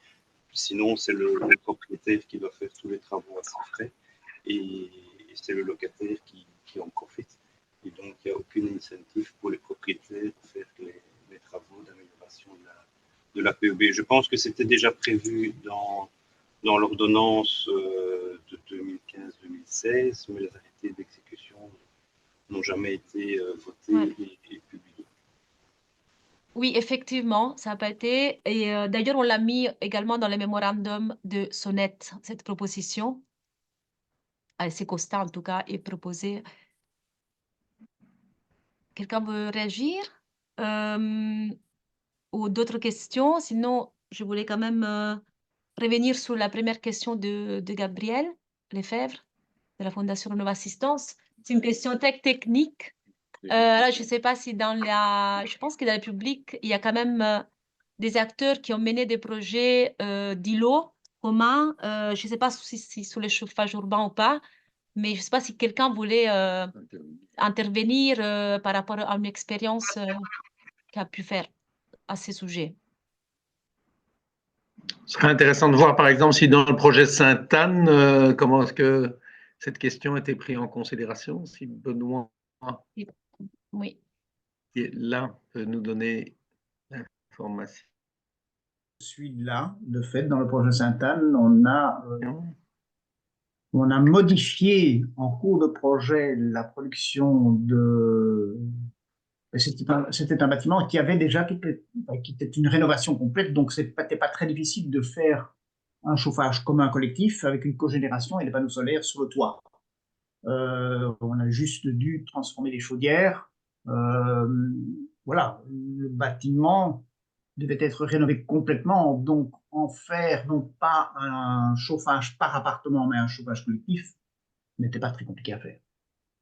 Mais on ne parle pas d'un quartier, là, on parle d'un seul bâtiment. Oui. Bien sûr. Ok. J'attire peut-être aussi votre attention sur le fait que quand nous on discute avec les agences immobilières sociales, il n'est pas rare qu'elles nous disent qu'elles préfèrent des chaudières individuelles. Pourquoi? Parce que s'il y a des mauvais payeurs, la facture de chaleur doit être partagée par les bons payeurs. Tandis que si c'est individualisé, ben c'est Sibelga qui viendra mettre un limitateur sur le compteur, voire fermer le compteur en cas de mauvais payeurs. Donc il faut voir aussi l'aspect parfois plus pratique et opérationnel des choses. En pratique, il y a toujours des problèmes de décompte de charges avec des compteurs de chaleur qui sont bloqués, qui ne fonctionnent pas, qui ont été trafiqués, etc. Donc c'est un aspect opérationnel qui n'est pas si négligeable que ça une fois qu'on est dans des installations collectives. Merci pour ce Mais retour d'expérience. Benoît a en partie répondu aussi à cette question en parlant de communauté d'énergie, hein, parce que la communauté d'énergie n'empêche pas le compteur individuel, mais là on est plus sur la production d'énergie redistribuée que sur les méthodes de chauffage. Alors je rajoute, c'est l'autre Benoît qui va parler maintenant, c'est les petits riens sont en train d'essayer de constituer une communauté d'énergie pour leurs différents bâtiments qui sont à différents endroits dans la ville de Bruxelles. Merci Benoît. Donc, il y a aussi un commentaire de Delphine Dereymaeker de l'agence immobilière Logement pour tous. Delphine, je ne sais pas si tu préfères peut-être intervenir toi-même. Bonjour à tous, vous m'entendez bien? Oui. Très bien. Voilà, donc c'était oui une réaction par rapport au loyer. Donc, il faut savoir que nous, c'est un plafond que la région nous donne chaque année. Et en fait, nous, on en tient compte au sein de LPT par rapport à notre proposition justement de loyer des PEB. Et donc, les PEB qui sont au-delà de C, ben, on leur donne le plafond. Et au fur et à mesure qu'on descend dans la grille des PEB, on diminue en fait ce loyer. Donc, je cautionne tout à fait que les loyers justement des AIS sont relativement bas par rapport au marché, ça c'est une autre question, mais la notion de PEB, même si elle n'est pas clairement indiquée, nous en tout cas en interne, on en tient compte pour la proposition des loyers et je pense qu'une majorité des AIS le font aussi. Merci pour nuancer. Je peux juste confirmer que la majorité des AIS ne fait pas ce que vous faites. Et quand tu dis que tu le fais, alors c'est peut-être nouveau parce que nous, on a encore notamment un immeuble Convoulou, un Hydro-Berenbeek avec des PEB qui ne sont pas terribles et on est quand même au maximum de la grille des loyers. Oui, moi, ça fait 1 an en fait que je suis là et en effet, vu que c'est en même temps qu'on a commencé à parler des problèmes d'indexation, est-ce qu'on remodifie ou pas l'indexation pour les mauvaises PEB et tout ça. Et donc, nous, on a mis ça comme règle maintenant. C'est en effet une volonté de donner en fonction de la PEB. Et en effet, cela permettrait à terme, parce que des discussions sont en cours avec Rénovassistance sur justement les endroits où ils veulent investir pour augmenter la PEB. C'est logique qu'en effet, à ce moment-là, le loyer puisse être augmenté. Donc voilà, ce n'est pas encore en effet d'application chez tout le monde, mais voilà, petit à petit, les choses vont changer. Et avec la FEDAIS, on en a déjà parlé. Et je pense que oui, une grille qui est nuancée par rapport au PEB serait intéressante pour qu'en effet, ça soit d'application partout et par tous. Et alors, il faut aussi modifier les textes standards des contrats de location et de mandat de gestion, justement, pour permettre une augmentation du loyer en cas d'amélioration de la performance énergétique, parce qu'aujourd'hui, ce n'est pas prévu contractuellement. Non, non, je prends bonne note. Juste logement pour tous, Marc Buchens aussi. Je vais ajouter sur les communautés d'énergie. Nous aussi, on a mis des panneaux sur tous les logements qui le permettaient, tous les immeubles, je dirais, parce qu'on a des logements parfois qui sont dans un immeuble et d'autres, on ne détient pas tout l'immeuble, on est en mandat, hein, on ne détient rien. Et honnêtement, la mise en place d'une communauté d'énergie pour une AIS, c'est un vrai cauchemar. Après 2 ans, on n'y est pas arrivé. Donc voilà. Je ne sais pas si vous m'entendez bien ou pas. Très bien. Oui, Marc, juste te présenter peut-être, parce qu'on Oui, on donc voit je Marc suis, LPT. Oui. oui, j'ai pas de caméra, donc je suis directeur de logement pour tous, hein, donc voilà. Et donc on a mis déjà il y a près de 2 ans des panneaux photovoltaïques sur tous les immeubles qui le permettaient. Et l'idée était de pouvoir, je dirais, repartager ce gain auprès de tous nos locataires, même ceux qui n'avaient pas de panneaux au-dessus de leur toit, je veux dire, au-dessus de leur tête, quelque part. Voilà, et honnêtement, on est encore très loin d'arriver à cet objectif-là. Pour de multiples raisons, hein, et voilà, la région bruxelloise a mis en place des communautés d'énergie, mais qui sont plutôt dédicacées à certains types de propriétaires ou autres. Et nous ne sommes ni propriétaires des panneaux, ni propriétaires des immeubles. On a des logements qui sont un peu partout à Bruxelles. On se retrouve avec des problèmes de distribution, de comptabilisation avec des producteurs. Ben voilà, c'est quand même très, très, très, très difficile et on n'y est pas. Alors, on les a pour plusieurs dizaines, enfin, en tout cas pour une dizaine d'années minimum, donc on a encore un peu de temps, mais on est déjà, à mon avis, à 20% du temps qui est passé, quoi. Donc, ça reste très compliqué. Oui, alors je donne la parole à Mayra d'Habitat Rénovation. Bonjour, oui, désolée, je n'ai pas trouvé la petite main. Donc moi, je suis chargée du projet de rénovation groupée accompagné chez Habitat et Rénovation, où l'objectif c'est de rénover notre parc AIS via un système de rénovation groupée. Et j'entends bien toutes les questions de loyer par rapport à la PEB, enfin à les questions PEB de manière générale. Je pense que chez nous, on le fait un petit peu aussi. Je ne travaille pas directement pour l'AIS, mais là quand même très fort. Je suis dans le conseil en rénovation à la base. Et c'est juste que on observe quand même maintenant avec les rénovations qu'on fait que il ne faut pas que la PEB soit au centre de la réflexion en permanence parce qu'on a d'excellents logements qui fonctionnent très bien. Parfois, on va rénover pour les questions d'amende, etc., pour que les propriétaires ne reçoivent pas d'amende. Et ils sont partants, on a pu les convaincre de rénover leur logement, même si le loyer ne sera pas augmenté, puisqu'on est cadré par l'AIS. Et il y a pas mal d'autres raisons, et la valorisation du bien, et en fait conserver le bien en bon état, etc. Et on regrette parfois en fait de devoir faire certains travaux uniquement liés à la PEB. Bien sûr, tout ce qui est sécurité et salubrité est fait en priorité, mais pour nous, c'est un peu difficile en permanence que cette PEB soit au centre des questions de rénovation.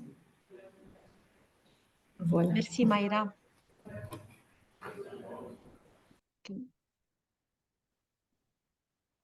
Donc, d'autres expériences en termes de communauté d'énergie, rénovation à partager parmi les... Alors, donc, Sébastien du CAFA, qui nous fait un message, mais n'hésitez pas à prendre la parole pour rendre un peu la discussion un peu plus vivante, mais je peux aussi les lire. Sébastien, comme tu préfères. Je vais les lire. Alors, il nous écrit, afin de pouvoir mettre en place une communauté d'énergie dans les quartiers populaires ou logements AIS, il faudrait subsidier cet accompagnement car cela nécessite un investissement important. Oui, effectivement, je pense que tout le monde partage ces constats et c'est d'ailleurs voilà, les propositions qu'on a mis aussi on a mis déjà sur la table, qu'on va assister avec le prochain gouvernement, d'octroyer des subsides de fonctionnement pour tous les acteurs parce que c'est effectivement un grand investissement, d'autant plus quand il y a des projets novateurs comme projets en communauté. J'ajouterais, parce que nous aussi, on s'est posé la question chez Inclusio des communautés d'énergie, parce qu'on est propriétaire d'installations de cogénération et de pas mal d'installations photovoltaïques.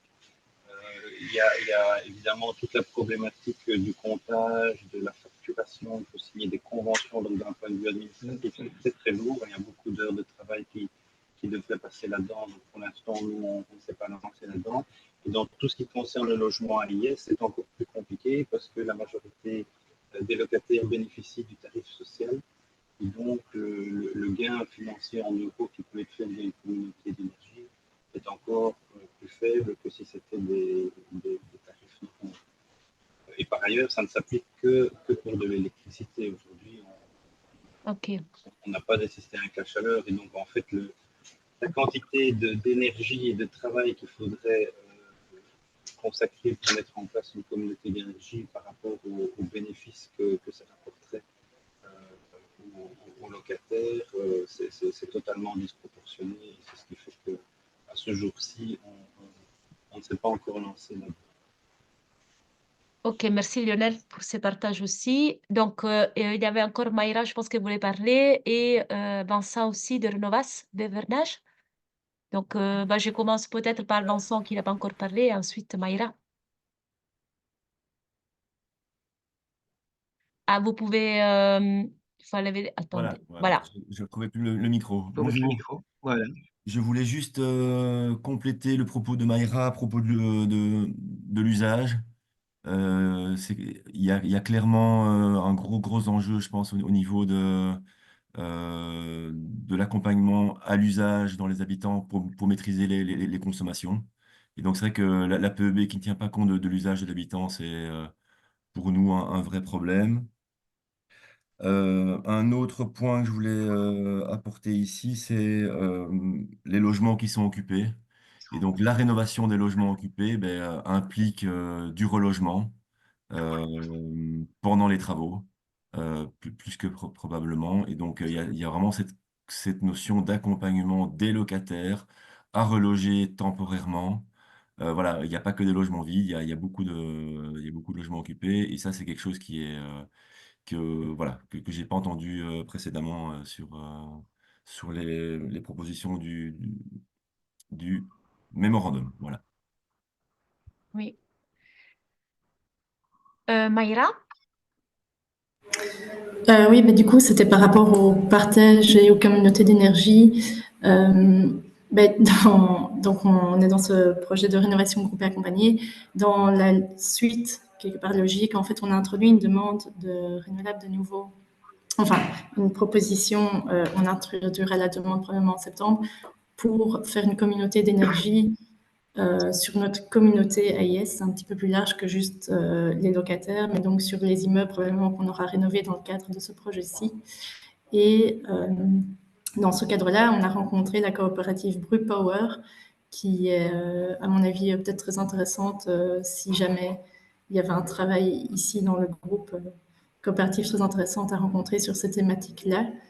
Mais voilà, on a en fait du coup demandé un subside, nous, pour pouvoir accompagner toute la réflexion de cette communauté, un petit peu dans le sens de tout ce qui est dit là. Et s'il y a d'autres initiatives qui sont faites, ce serait évidemment super de pouvoir collaborer là-dessus. Super. Et comment elle s'appelle encore la coopérative que vous avez rencontrée, pardon? BruPower. BruPower. Mais je pense que aussi Bruxelles Environnement, dans le cadre de l'Alliance Rénovation, avait lancé des projets pilotes de communautés d'énergie. Je ne sais pas si quelqu'un de Bruxelles Environnement veut voilà, va partager cette expérience-là, qu'est-ce qu'on a retenu, point de vue de la complexité, les solutions trouvées. Oui. Et par rapport, juste pour répondre aussi à Vincent, Bevernage, pardon, de Renovas, c'est vrai que dans les solutions Renaudil, on ne s'est pas concentré maintenant sur la question effectivement de la réallocation mais les buts, voilà, on a commencé par cette proposition d'une nouvelle prime qui puisse stimuler ces rénovations en profondeur et ensuite faire une socialisation.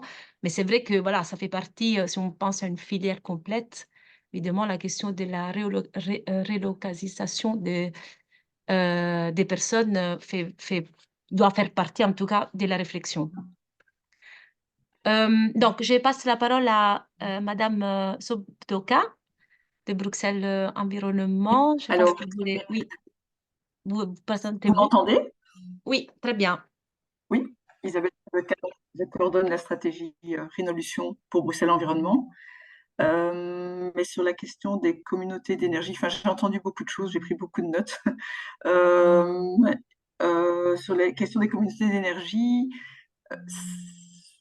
je ne suis pas spécialiste parce que ça ne touche pas, en fait, on peut imaginer que oui, ça touche à de la rénovation, mais c'est quand même un autre domaine. Donc, je vais avoir très difficile à vous dire un retour, à vous donner un retour de terrain, parce que j'ai des collègues qui spécifiquement travaillent là-dessus. Donc, je peux questionner et revenir. J'ai bien l'un ou l'autre bruit de couloir, mais ce serait un peu dommage de juste donner des bruits de couloir en retour. Donc, sur cette question-là, je n'en ai pas. Et la deuxième question, c'était sur... Enfin, j'ai entendu beaucoup de choses. Hein. Il y a deux, trois choses que j'ai notées.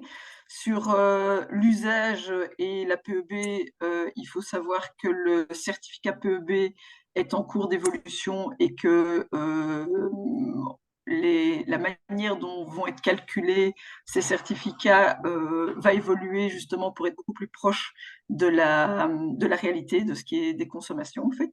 Donc ça, c'est un élément que je peux donner. Sur le volet rénovation collective, on a un travail qui se fait avec les communes. Donc on a les brulocalistes qui coordonnent depuis un an un travail avec les communes pour développer de la rénovation collective, que ce soit les communes qui portent leurs projets. Et donc, j'ai eu avant-hier une réunion déjà avec une première commune qui est prête à lancer un projet. Avec, il y en a deux, trois qui sont motivés avec comment dire ça, des projets différents. Et puis d'autres qui disent on attend de voir et on capitalisera sur ce qui est proposé par les autres communes. Donc, c'est clair que la réno collective, c'est quelque chose. On est aussi en train de voir avec ce même groupe de travail quel serait le type d'accompagnement régional qu'il faudrait mettre en place pour cette rénovation collective. Donc, pas juste un facilitateur, mais vraiment un accompagnement clair pour amplifier la réno collective. Qu'est-ce que j'ai pris des notes un peu sur tout, mais il y a eu tellement de choses qui ont été dites. Sur les primes, voilà, j'entends mettre en place un groupe de travail. Donc, voilà, après, de nouveau, on peut voir avec mes collègues, avec les collègues qui travaillent sur les primes, comment entendre les difficultés que vous rencontrez, etc. Donc, ça, c'est pas... Voilà, après, mettre en place un groupe de travail.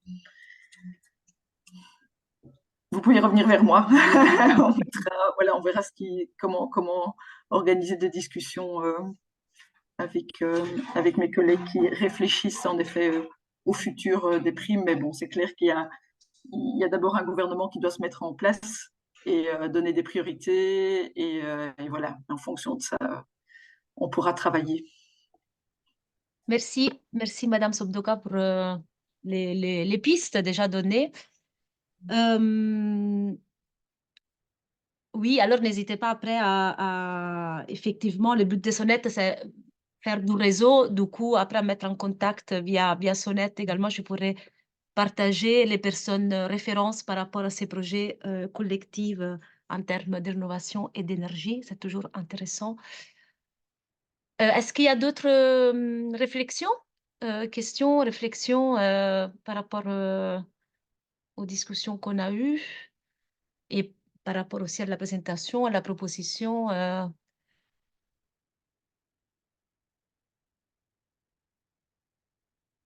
Alors, Benoît, je te redonne du coup la parole. Il faut juste bien parler un peu fort parce qu'on t'entendait quand même un peu loin.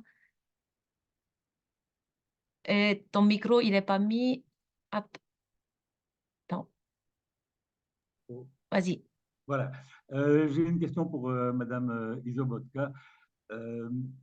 Dans la dernière ordonnance qui a précisé les objectifs en matière d'atteinte de performance, comme l'a rappelé Paul Zimmer, moi j'ai quand même été assez sidéré de voir comment le débat parlementaire s'est déroulé.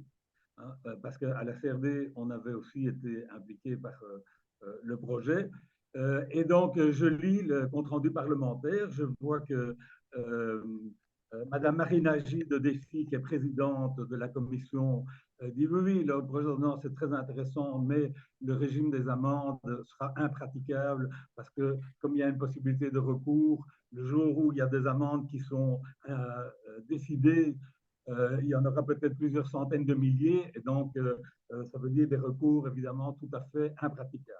Après, j'entends Isabelle Potier d'Écolo dire oui, oui, les objectifs sont très bien, mais le système des amendes ne va jamais marcher parce que ça décourage déjà les gens qui n'ont pas les moyens de faire la rénovation énergétique. Et puis Martin Casier du PS dit oui, je suis tout à fait d'accord avec les objectifs, mais le système des amendes est antisocial et va provoquer plus de dégâts qu'autre chose. Du coup, je me dis, ah ben en conclusion, le projet d'ordonnance va évidemment être amendé.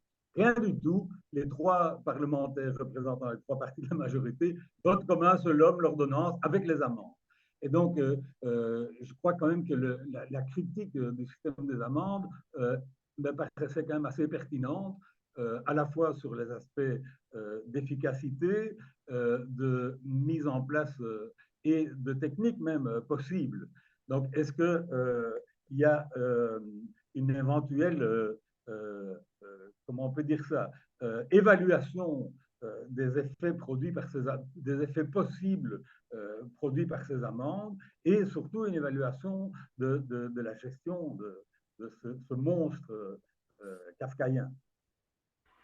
Ok, Benoît, est-ce qu'on t'entendait un peu mal? Mais du coup, ta question, c'est vraiment si l'administration va évaluer les amendes prévues et quels sont les effets. Oui, voilà. Et est-ce que c'est possible, en fait, de gérer un système aussi contestable et qui sera aussi contesté? Bon, Madame, alors, au niveau de du suivi et de voir si c'est possible ou pas de le suivre, donc nous, on a un outil qui est vraiment essentiel à mettre en place au niveau de la région, c'est le passeport bâtiment, pour pouvoir identifier les logements, savoir quels sont les niveaux de performance de ces logements, voir l'évolution, est-ce que des travaux sont réalisés ou pas. Donc c'est clair que c'est un outil qui est primordial pour pouvoir assurer un suivi de l'ensemble des travaux. Après, voilà, au-delà de ça, c'est un peu compliqué pour moi de me positionner sur est-ce que, enfin, on a eu les amendes ont été réfléchies, discutées, concertées avec les acteurs de l'Alliance Révolution. Voilà, la proposition a été faite.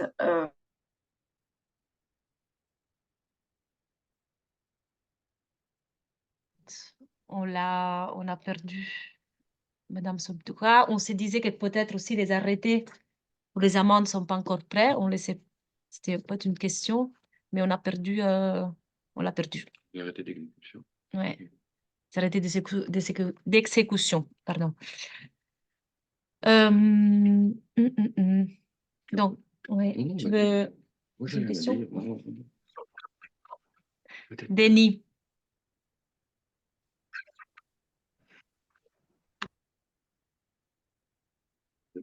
Non, ça a l'air... Aïe, aïe, aïe. Peut-être que c'est mieux de conclure avant que ça dure. Ouais. Est-ce qu'il y a encore des demandes d'intervention? Non, non, voilà, il y a Madame Sobdoka qui revient, mais vous n'avez pas le micro du coup, et sinon, doucement, on peut conclure aussi. Hein. Ah, Isabelle, voilà, il faut remettre le micro. Oui. Voilà, désolée, je ne sais pas pourquoi là. Mais voilà, je pense qu'au-delà de ça, je ne vais pas savoir dire grand-chose. En effet, il y a encore des arrêtés d'exécution qui doivent être votés. De nouveau, on va avoir un nouveau gouvernement. Donc, je n'ai pas de boule de cristal pour savoir ce qui va suivre dans les adoptions au niveau de ce gouvernement. Donc, voilà. En tout cas, il est clair qu'une de nos demandes, c'est d'avoir cet outil régional, que c'est vraiment essentiel d'avoir cet outil régional de passeport pour pouvoir en fait suivre ces milliers de rénovations. Et donc ça, c'est quelque chose sur lequel on va insister auprès du prochain gouvernement. Oui, Et non, j'avais juste une question, si les arrêtés d'exécution étaient faits, prêts concernant les amendes. Euh, Il y avait cette info-là. alors, j'ai peur de dire une bêtise. Les dérogations sont passées, ça je sais. Et pour les amendes, ce n'est pas passé encore, mais est-ce qu'il y a... Je pense qu'il y a déjà en première lecture, que c'est passé en première lecture. Mais voilà. Ok. Mais pas adopté en tout cas. Ouais. Ouais. Merci. Donc, avant de conclure, il y a aussi un commentaire encore de Sébastien, je pense, par rapport aux amendes. Effectivement, il nous dit qu'avant de contraindre les citoyens, ou du moins en parallèle, il faut leur offrir des solutions réalistes aux problèmes rencontrés, des vraies solutions de financement des travaux. Voilà, faciliter la vie des citoyens, répondre à leurs besoins. Denis, du coup, est-ce que, donc, je pense que moi, ce que je retiens aussi par rapport aux interventions faites, la mise en place, en tout cas, d'un groupe de travail sur les expériences de rénovation de communautés, je pense qu'il y a assez d'acteurs, en fait, qui ont expérimenté des projets. Il y a des craintes aussi voilà, par d'autres acteurs sur les difficultés de suivre ces types de projets ou de les mettre en place. Donc, c'est quelque chose peut-être qu'il faudra creuser davantage. Et par rapport à notre proposition de composer un groupe de travail pour la réforme de l'arrêté prime, ça va être quelque chose qui ça va prendre du temps avec le nouveau gouvernement. Donc ici, c'était vraiment aussi un appel au réseau de SONET pour les personnes qui sont intéressées de travailler. On a déjà compris que, voilà, Bruxelles Environnement, en tout cas, pourrait être partie de ces groupes de travail, probablement. Moi, en tout cas, c'est quelque chose En tout cas, je peux être le relais certainement. Les relais, certainement. Certainement. OK. Et donc, il y a encore une, oui, pardon, une réaction de Rome. Donc, je ne sais pas si vous voulez parler ou je lis le commentaire. N'hésitez pas à prendre la parole. Sinon, je les lis, voilà. Donc, j'espère qu'on ne va pas encore tomber dans des exigences administratives avant de réellement répondre aux problèmes de base largement détaillés dans cette présentation. Merci. Réaction par rapport aux amendes, voilà. Oui, oui, oui. Donc, il y a un chemin, un bon chemin à faire. Denis, on peut conclure le Oui, mais je pense qu'on peut conclure ce séminaire, ce webinaire. On sait que le travail doit se poursuivre et sans doute de manière commune veiller à mettre cette question à l'ordre du jour dans les débats pour la constitution du prochain gouvernement qui sont en cours. Donc, en tous les cas, SONET va adresser un courrier aux formateurs, informateurs et négociateurs pour que nos propositions, nos pistes soient entendues. OK, merci beaucoup. Merci à tout le monde. Merci Paul pour être ici avec nous et pour nous avoir accompagnés. Et je vous souhaite une très bonne fin d'après-midi. À bientôt. À bientôt. Au revoir. Merci, au revoir. Au revoir. Au revoir. Merci beaucoup. Merci à toi. Il Il y avait combien de personnes? y avait... Merci. Merci. Merci à tout le monde. Au revoir. Au revoir. Bientôt. Bye bye. Ouais. Tu me demandes à Denis de rester, peut-être non? Mais attends, je vais mettre fin.